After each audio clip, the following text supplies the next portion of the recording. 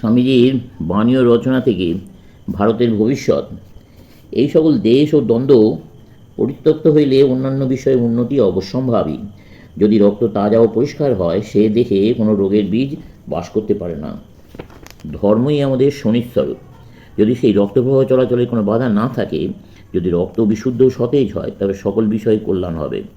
যদি এই রক্ত বিশুদ্ধ হয়, তবে রাজনীতিক, সামাজিক বা অন্য কোনো রূপ বাহ্য দোষ, এমনকি আমাদের দেশের ঘোর দারিদ্র দোষ, সবই সংশোধিত হইয়া যাইবে।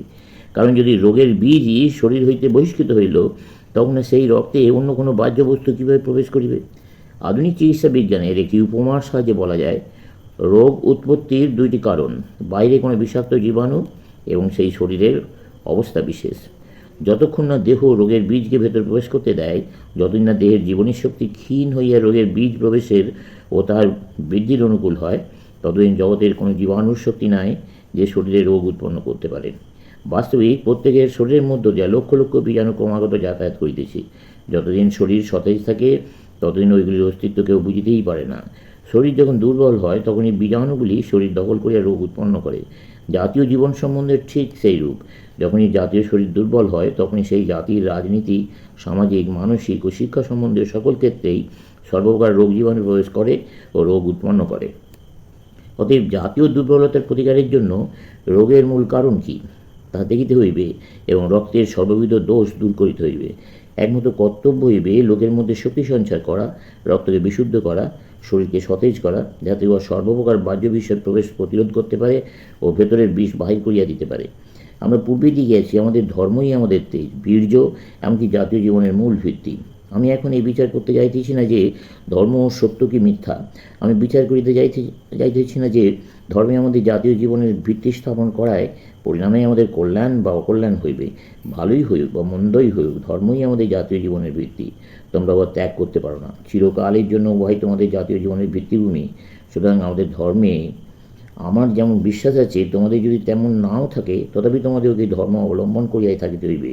তোমরা এই ধর্মমন্দিরে চির আবদ্ধ। যদি ধর্ম পরিত্যাগ করো, তবে তোমরা চূর্ণ বিচূর্ণ হইয়া যাইবে। ধর্মই আমাদের জাতির জীবনস্বরূপ, ইহা দৃঢ় করিতে হইবে। তোমরা যে শত শতাব্দীর অত্যাচার সহ্য করিয়া এখনও অক্ষতভাবে দাঁড়াইয়া আছো, তার কারণ তোমরা সযত্নে ধর্ম রক্ষা করিয়াছ, উহার জন্য অন্য সকল স্বার্থ ত্যাগ করিয়াছ। এই ধর্ম রক্ষার জন্য তোমাদের পূর্বপুরুষগণ সাহসপূর্বক সব কিছুই সহ্য করিয়াছিলেন, এমনকি মৃত্যুকে পর্যন্ত আলিঙ্গন করিতে প্রস্তুত ছিলেন। বৈদেশিক বিজেতাগণ আসিয়া মন্দিরের পর মন্দির ভাঙিয়াছে, কিন্তু এই অত্যাচার স্রোত যেই একটু বন্ধ হইয়াছে, আবার সেখানে মন্দিরের চূড়া উঠিয়াছে। অনেক গ্রন্থ পাঠ করিয়া যাহা না শিখিতে পারো, দাক্ষিণাত্যের অনেক প্রাচীন মন্দির, গুজরাটের সোমনাথের মতো অনেক মন্দির দেখিয়া তোমরা তদপেক্ষা বেশি শিক্ষা পাইতে পারো। তোমাদের জাতির ইতিহাস সম্বন্ধে গভীরতর অন্তর্দৃষ্টি লাভ করিতে পারো। লক্ষ্য করিয়া দেখো, ওই মন্দির শত শত আক্রমণ, শত শত পুনরুদ্ধারের চিহ্ন ধারণ করিয়া আছে, বারবার বিধ্বস্ত হইয়াছে, আবার সেই ধ্বংসাবশেষ হইতে উত্থিত হইয়া নতুন জীবন লাভ করিয়া পূর্বেরই মতন অচল অটলভাবে বিরাজ করিতেছে। ইহাই আমাদের জাতীয় চেতনা, জাতীয় প্রাণ প্রবাহ। এই ভাব অনুসরণ করো, গৌরবান্বিত হইবে। এই ভাব পরিত্যাগ করো, তোমাদের মৃত্যু নিশ্চয়। এই জাতীয় জীবন প্রবাহের বিরুদ্ধে যাইতে চেষ্টা করলে তার একমাত্র পরিণাম হইবে বিনাশ। আমিও সেই কথা বলিতেছি না যে আর কিছুর প্রয়োজন নাই। আমি এই কথা বলিতেছি না যে রাজনীতিক বা সামাজিক উন্নতির কোনো প্রয়োজন নাই। আমার বক্তব্য এইটুকু, আর আমার ইচ্ছা তোমরা ভুলিও না যে ওইগুলি গৌণ, ধর্মই মুখ্য।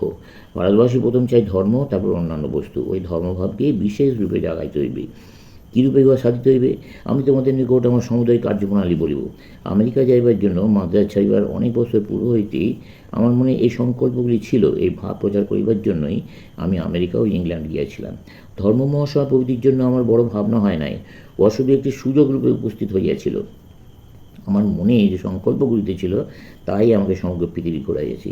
আমার সংকল্প এই, প্রথমত আমাদের স্বাস্থ্য ভাণ্ডারে সঞ্চিত মঠ ও অরণ্যে গুপ্তভাবে রক্ষিত অতি অল্প লোকের দ্বারা অধিকৃত ধর্মরত্নগুলিকে প্রকাশ্যে বাহির করা। স্বাস্থ্য নিবদ্ধ তত্ত্বগুলি যাহাদের হাতে গুপ্তভাবে রইয়াছে, শুধু তাহাদের নিকটে তো এগুলি বাহির করিলে হইবে না, বা অপেক্ষা দুর্ভেদ্য পেটিকায়, অর্থাৎ যে সংস্কৃত ভাষায় ওই তত্ত্বগুলি রক্ষিত, সেই সংস্কৃত শব্দের শত শত শতাব্দীর কঠিন আবরণ হইতে বাহির করিতে হইবে। এক কথায়, আমি ওই তত্ত্বগুলি সর্বসাধারণের বোধগম্য করতে চাই।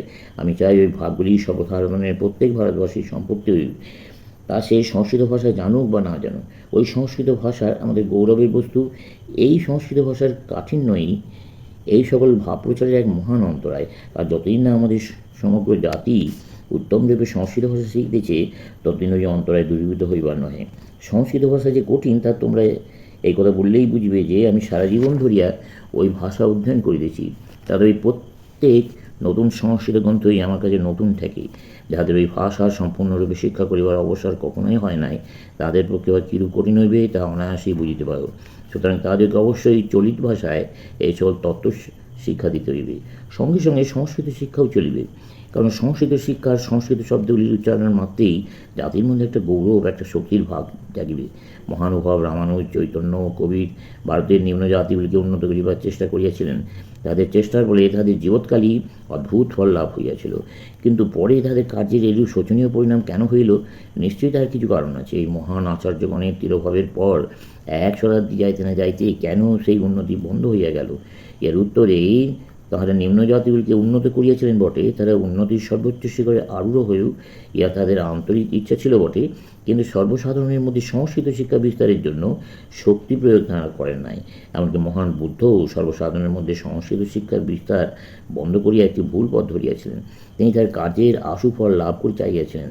সুতরাং সংস্কৃত ভাষায় নিবদ্ধ ভাবসমূহ তখনকার প্রচলিত ভাষা পালিতে অনুবাদ করিয়া প্রচার করিলেন। অবশ্য ভালোই করিয়াছিলেন, লোকে তার ভাব বুঝিল, কারণ তিনি সর্বসাধারণের ভাষায় উপদেশ দিয়াছিলেন।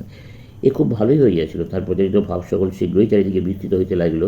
অতি দূরে দূরে তাহার ভাবসমূহ ছড়াইয়া পড়িল। কিন্তু সঙ্গে সঙ্গে সংস্কৃত ভাষার বিস্তার হওয়া উচিত ছিল। জ্ঞানের বিস্তার হইল বটে, কিন্তু তাহার সঙ্গে সঙ্গে গৌরববোধ ও সংস্কার জন্মিল না। মজ্জাগত হইয়া শিক্ষা কৃষ্টিতে পরিণত হইলে ভাব বিপ্লবের ধাক্কা সহ্য করিতে পারে, শুধু বিভিন্ন বিষয়ের জ্ঞানরাশি তাহা পারে না।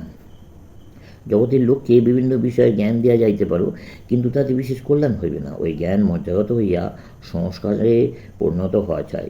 আমরা সকলেই আধুনিককালের এমন অনেক জাতির বিষয় জানি যাদের এরূপ অনেক জ্ঞান আছে, কিন্তু তাহাতে কি? সে সকল জাতি ব্যাঘ্রতুল্য, নৃশংস, অসভ্য, কারণ তাহাদের কৃষ্টির অভাব। তাদের সভ্যতা যেমন গভীর নয়, জ্ঞানও তদ্রূপ। একটু নাড়া দিলেই ভেতরের আদিম অসভ্য প্রকৃতি জাগিয়া ওঠে।